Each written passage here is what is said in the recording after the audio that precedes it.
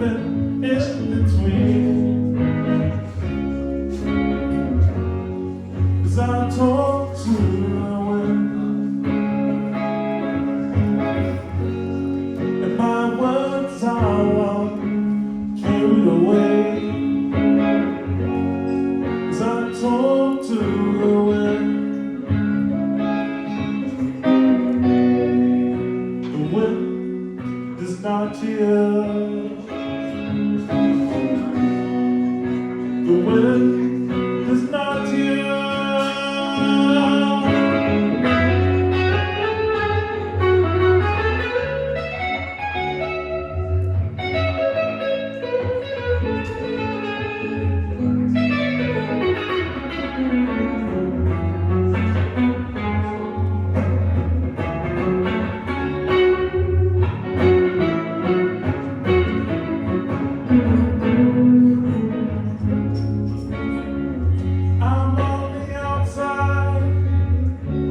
Looking inside, and what do I see? Much confusion and all this illusion right all around me. So I talk to the wind.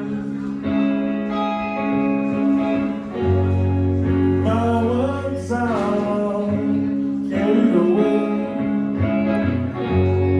'Cause I talk to them. The wind is not here. The wind is not here.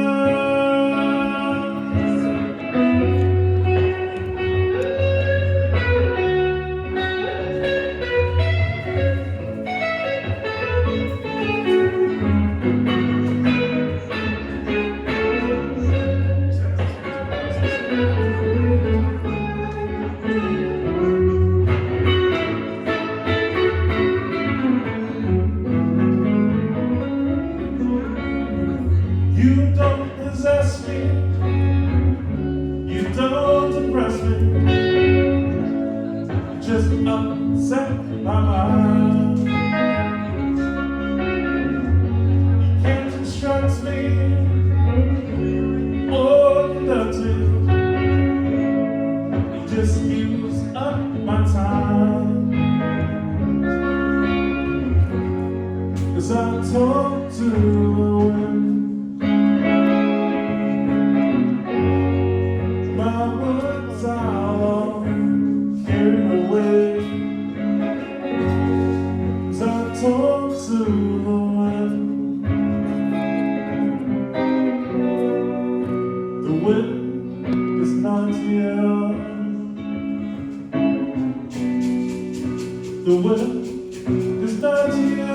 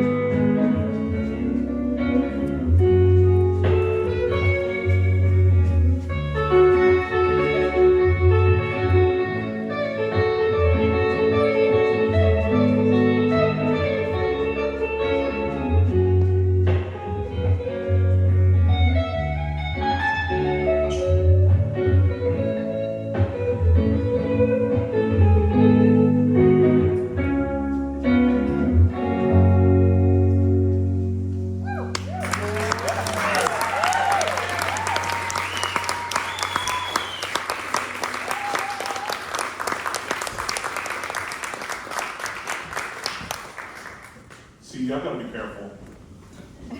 Because too much of this is gonna have you thinking, oh, let me just go ahead and, drop everything and just go on to Sorry, guys.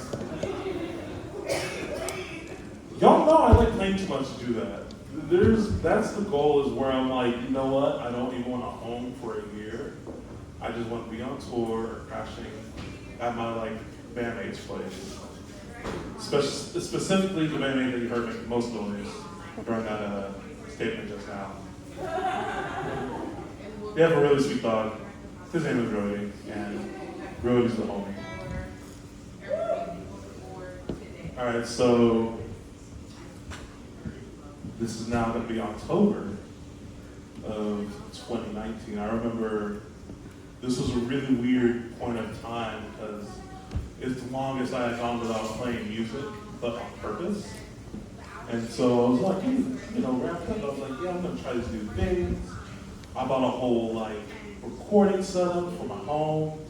I know there's one of the artists in the area, so I know a little Scarlet Focusrite box that we all have bought one time in our lives. A little red joint, 2 inputs. So many bedroom records have been made on that thing, and I have not graduated from that yet, but I'm working on it. Hopefully more of these gigs will help me be able to afford, step up from that. But I remember I was just writing a whole bunch, and I got really, antsy to go out and play again. And, finally kind of do my own thing. But I kind of got a little sidetracked by the socials, and one of the things that is definitely my downfall is kind of paying too much attention to whatever other folks are doing, because it's been a year since I've left Texas, and I'm like, man, I feel like not much changed for me, and I'm looking back and people are getting married, people are buying homes, people are starting businesses, people are watching reruns of 90 Day Fiancé, and it's just, it was enough for me to sit back and look like, what am I doing wrong, And so I wrote this tune with that feeling in mind, and it's been kind of therapeutic. So I hope, if this does resonate with you, we can talk about it sometime. This is an invitation to people who I have not yet met, but I hope to be friends with y'all at the end of the set. Definitely not the people that know me already in here. They have heard me yap enough. And I appreciate them for letting me have the space to do so. But this is a tune I have called Jealousy. And this is all about that time period where I was acting inferior about what I was doing in my life.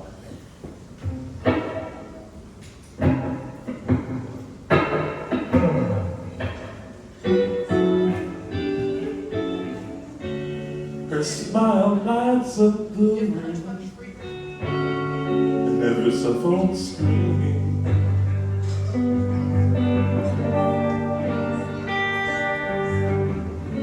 She buys a cute home in the corner of my dream.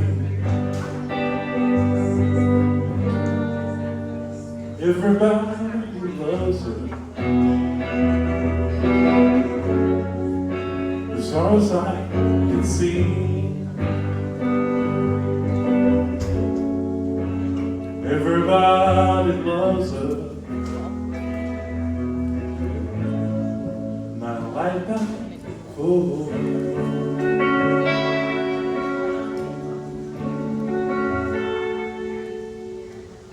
He's got the bar and stitches. This time they're closed lately.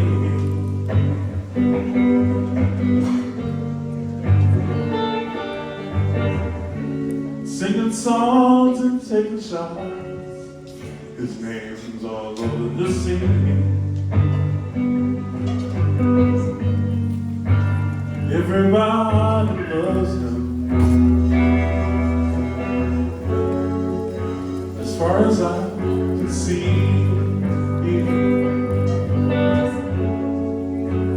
Everybody loves him, but it's crickets for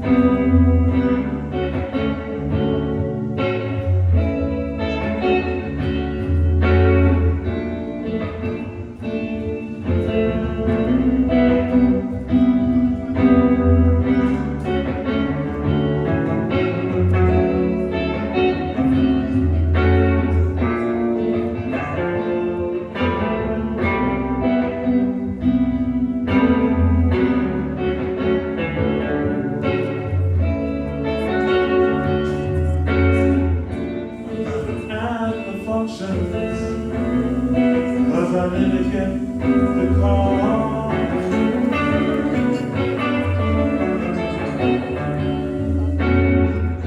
I'm never at the weddings, I just see them from afar.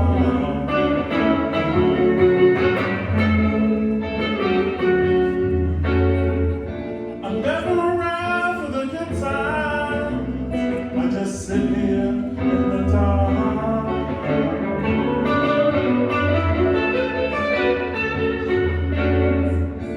Sitting alone in the dark, with my jealousy and all.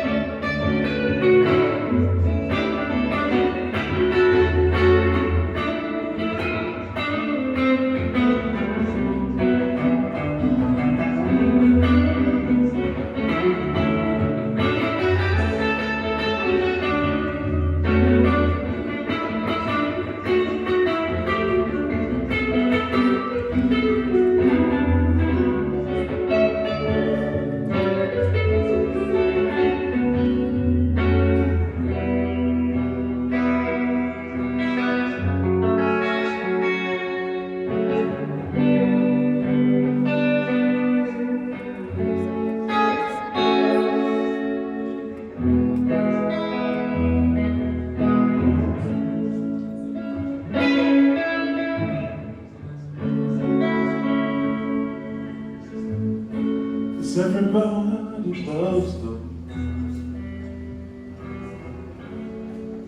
As far as I can see, everybody loves them. And I like that for me.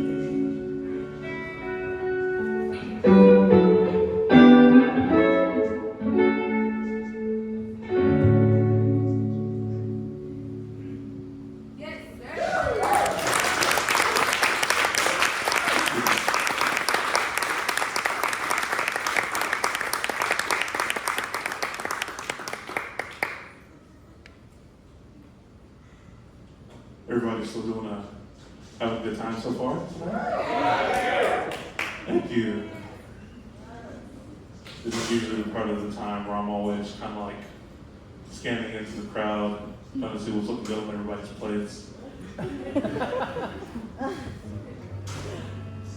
It's 9 times out of 10 what we're doing as performers, being messy as hell, trying to be like, okay, all right, what's everyone looking like? You know, fashion's on point. You know, everyone's looking good. Looks like they're getting into an argument. Oh shit. That's my favorite thing is like playing a playing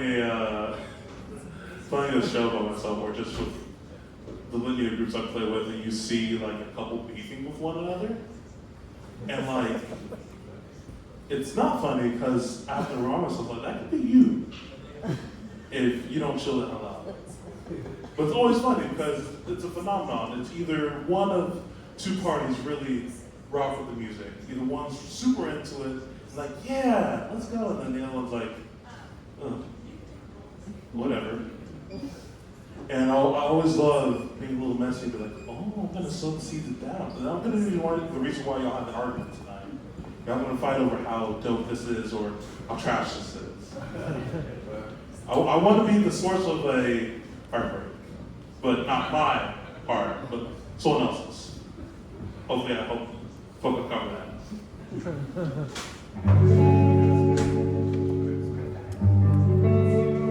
Speaking of heartbreak and all that, this is a tune that I wrote quite some time ago, because as you can tell, you know, all these songs are very well practiced. Anyway, this is a tune I wrote about my many journeys in trying to find love. And you don't understand why you be online and all that. Why don't you just go out and find yourself? Good girl that way, and I'm like,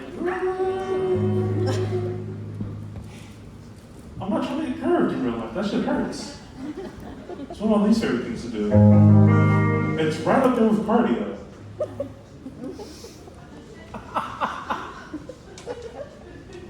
It's funny because Nell knows. Nell knows that I don't like walking a lot when I don't need to.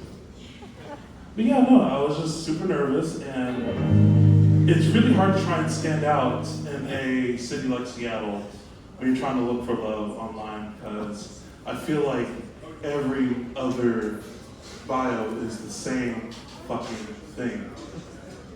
Like, oh my gosh, let's go hiking for our first date.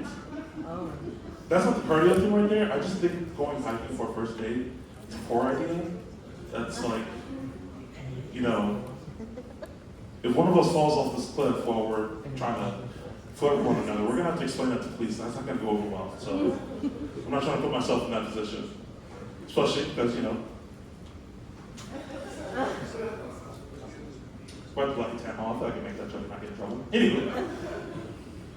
So I wrote this tune hoping to kind of explain myself in that, you know, world. So that way I'm not just this big scary guy dressed in all black looking at you on a dating profile and making you go, damn, no, swipe left. But to show you that, you know, I'm kind of lighthearted, I'm tender, you know, you can find out all the things that my current partner already knows about me. So this is called Tender, and I hope y'all enjoy it.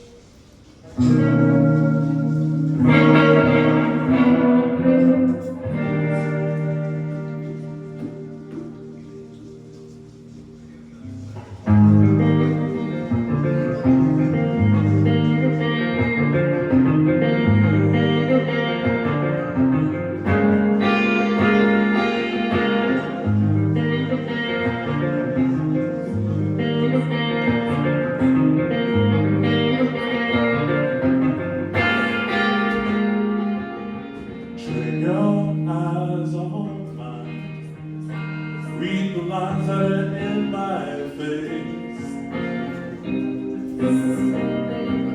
There's plenty you will find. I'm sort of an acquired taste. I don't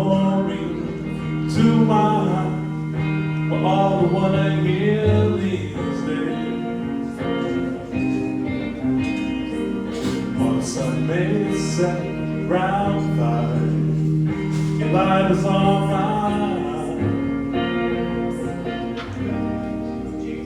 Won't you please take a chance on me?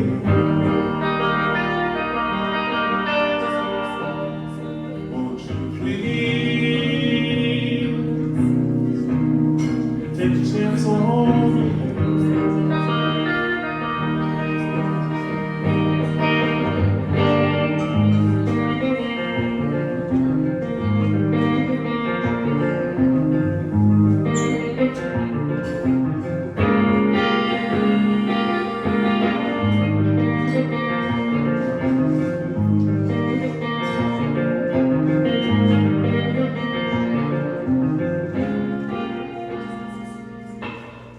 I'm dressed real nice, don't got that 9 to 5, and my car's the age of Christ, it whines every time I drive, but I'll hold you through the night, hold your hand and be so kind. Got this rusty spoon of mine, it's the job done like a shotgun knife. Won't you please take a chance on me? Won't you please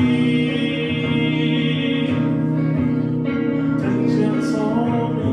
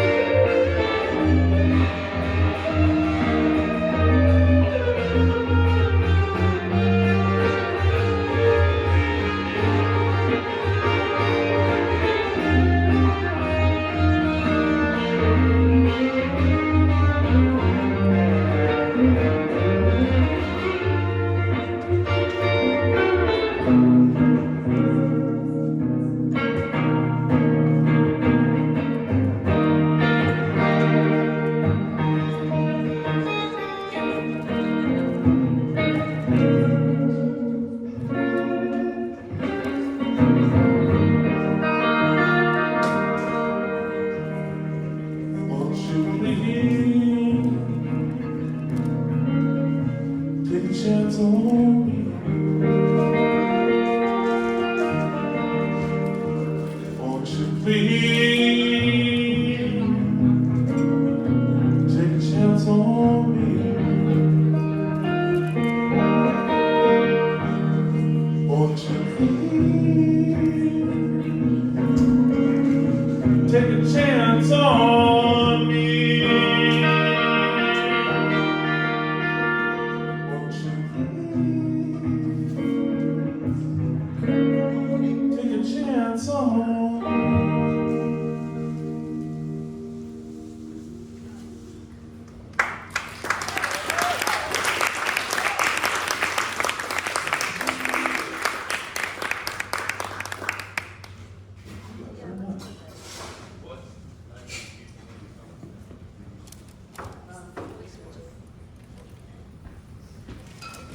You have to be honest. Do I look good?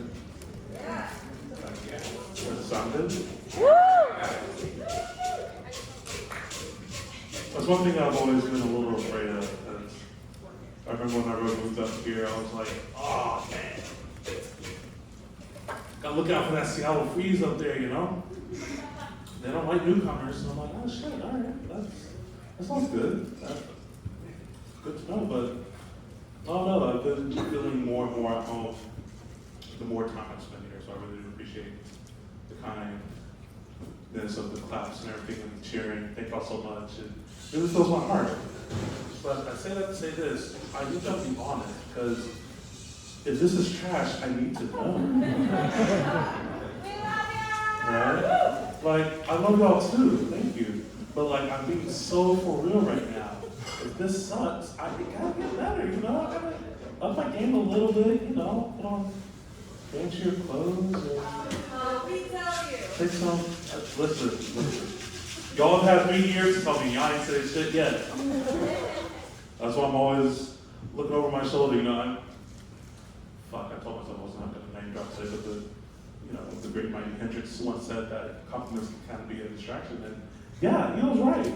Because there's nothing more humbling than like having a night like this where you go and being so supportive and kind, and then you go, play at your day job at the airport, and you think you're killing it, making solo faces, and then silence, or even worse, a baby crying. That's the worst thing ever. If a baby is crying at you, there's something evil about you. The baby knows you have bad vibes, or it's stimulated. So either way, I'll take an L on that. Oh what? Oh what? The baby is evil. Can we stop for a second? Can we all acknowledge the PR team that babies have? So a little bit about myself.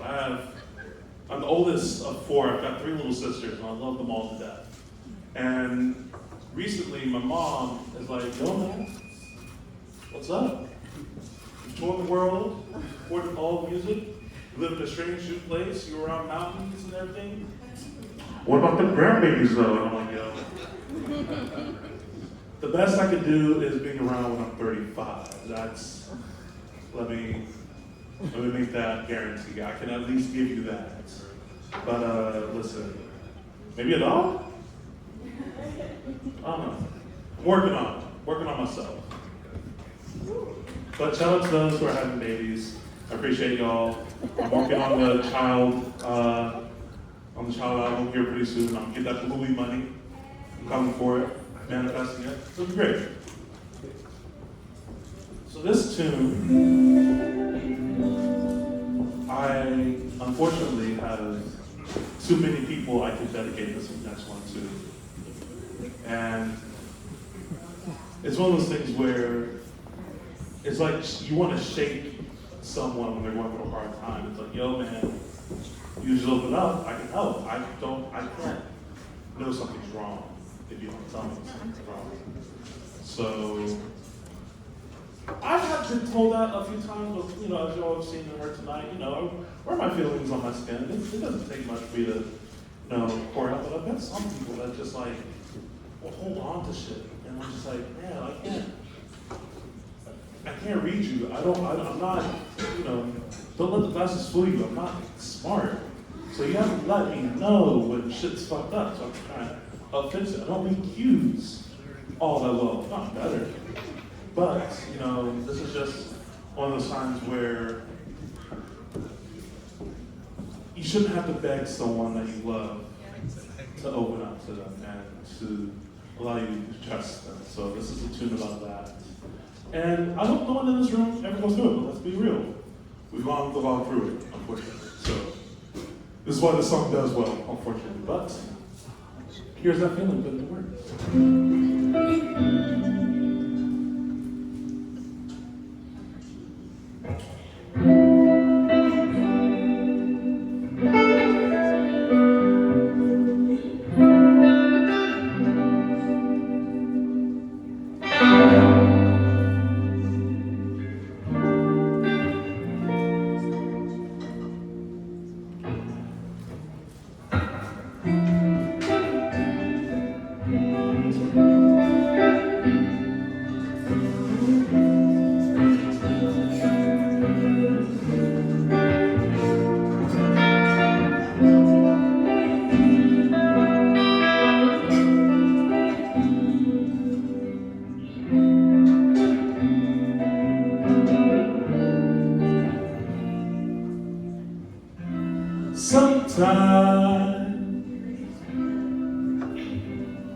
feel uncomfortable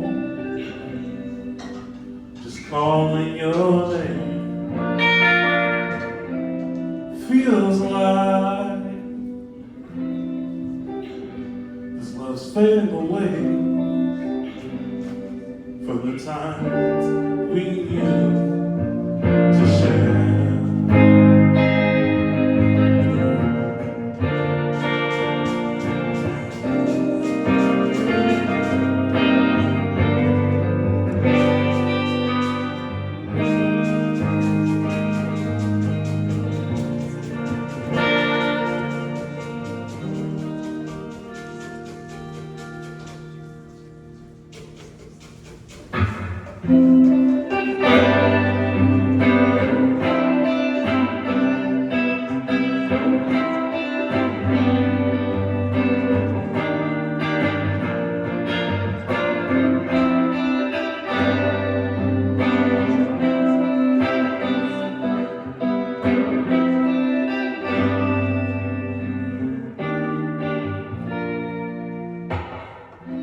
Sometimes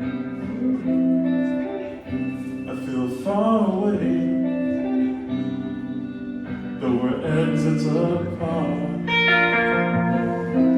Feels like that you're running away from the promises we used to keep.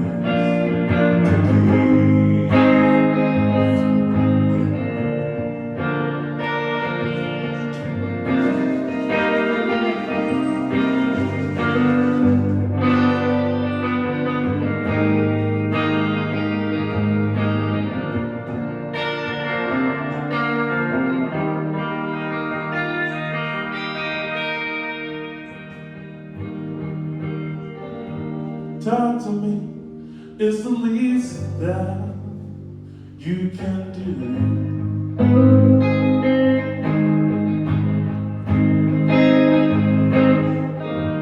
Talk to me, I'm starting to think we're through. But please don't go away for good.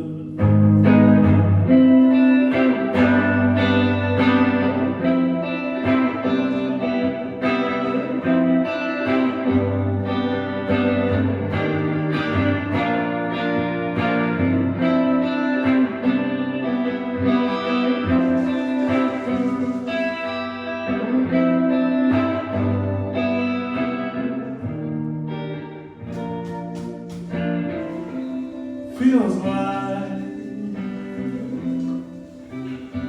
I've grown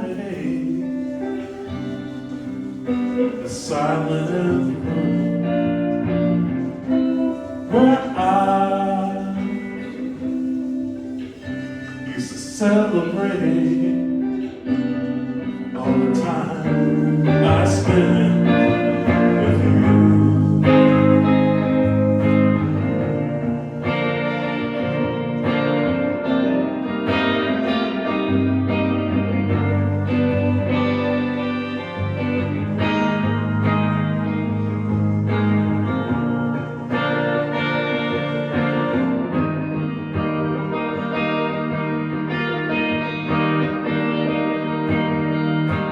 Talk to me is the least that you can do.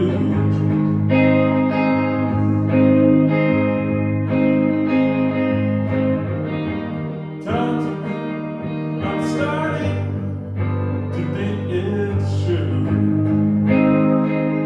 Please don't go away for good.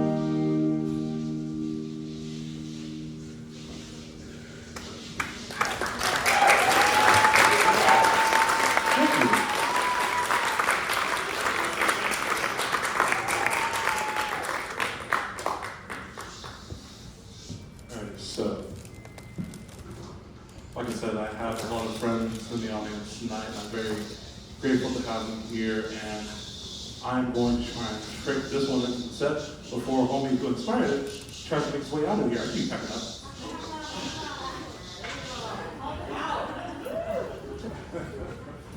I'm not gonna lie, Wes is probably the first Wes I've had a positive interaction with. There's only been two that I've had interaction with, and one of them was Mr. Wes Scanlon, a puddle of mud. That was like the first time that I realized it was time for me to get the fuck out of Texas.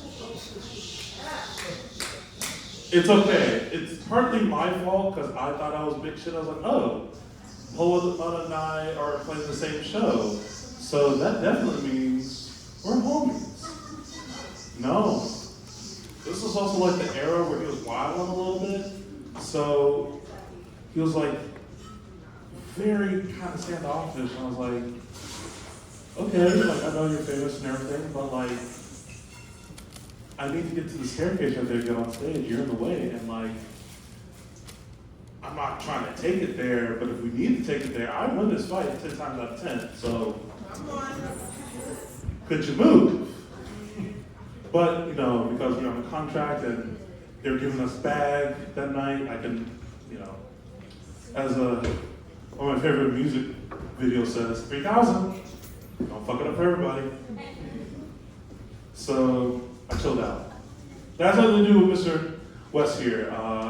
We have a collection of folks and artists here in Seattle, and we get together very often, put on this club called Bushwick Book Club. And it's important because it's one of the first times that I felt comfortable writing songs and then playing songs in front of the public. And I remember a good friend of mine, Drea, was like, yo, you know, you should come try this out. It'll be a lot of fun. All you gotta do is read a book, write a song about it, and play that at the concert. I'm like, oh, okay. It's been a long time since I've purposely read, you know. Shout out to that little Southern education. But yeah, I remember just gravitating towards this one book, and it was really dope. Wes, what was the name of that book? Do you remember? The first one? Yes. Damn. Oh, it was called Joy Has a Sound. I told you I was going to get this monologue, right? Let's go. Yes, it's called Joy Has a Sound, and it's actually based off of the history of the Central District here in Seattle. And it is mainly a book of art. So there's pictures taken, there's poems, there's short stories in it, and it was just like one of the most eye-opening experiences. So I was just like, you know, like everyone else that doesn't really know about Seattle outside of Nirvana and coffee, I was like, oh, I know there's niggas up here like that. Sweet. So I got really drawn to this one page. It was a desolate looking picture where it was gray. It looked kind of like something that happened here. And the caption said, I had felt all that had happened here in the ground. And I remember reading that quote and I was like, it had been a while since a bit of text set me back like that. So I remember I fixated on those words and I wrote a tune that kind of was akin to what I was kind of going through at the time. So this is what, 2021? Yeah, it was when we were coming out of the pandemic, which, oh my God, never again, oh God. I'm not staying in the house for that long. If it happens again, I'm gonna be wild, just so y'all know. Cancel me now, because I'm just gonna be outside doing those. But yeah, I wrote this song kind of questioning a lot about, like, you know, my folks were really happy with what it is. Because, we're all people, right? But it still meant a lot to me to get that, like, recognition from my mom and my dad. You know, I knew that they had worked so hard to get the life that I currently have, but, you know, when you give birth to a child that's 6'6" and loves basketball, you expect a motherfucker to go to the league, right? Unfortunately, I found this, and, you know, also found out I don't do well with cardio.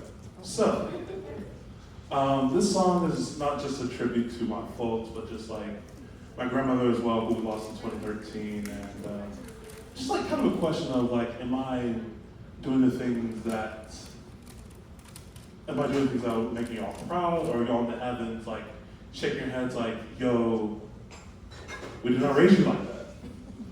Please act like you have some competence. So I don't have a name for this one yet, and I've been playing it for what, 4 years? Fucked up, but you know, art's art, so there's not really any rules to this. But I hope you enjoy this too.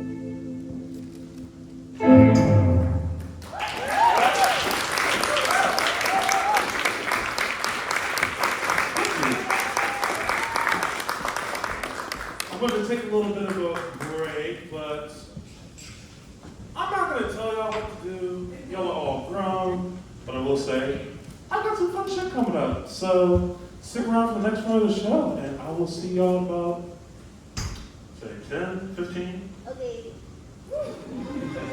Thank you, baby. I'll see y'all soon.